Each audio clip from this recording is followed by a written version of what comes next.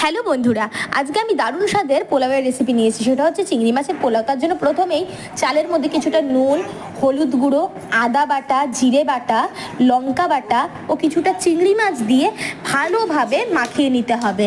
তারপর সেটা আধ ঘন্টার জন্য রেখে দিতে হবে। এরপর প্রেশার কুকার গরম করে তার মধ্যে কিছুটা পরিমাণ তেল দিয়ে সেই তেল গরম হয়ে এলেই তার মধ্যে কিছুটা গরম মশলা, তেজপাতা দিয়ে ভালোভাবে নেড়ে চেড়ে তার মধ্যে পেঁয়াজ কুচি দিয়ে ভালোভাবে ভাজা হয়ে গেলে এর উপরে দিয়ে দেব চিংড়ি মাছগুলো ভাজা হয়ে গেলে তার উপরে চিংড়ি মাছ সব মশলা মেশানো চালটা দিয়ে ভালোভাবে নেড়ে চেড়ে ভেজে নিতে হবে যতক্ষণ অবধি না চচ্চড় করা বন্ধ হচ্ছে।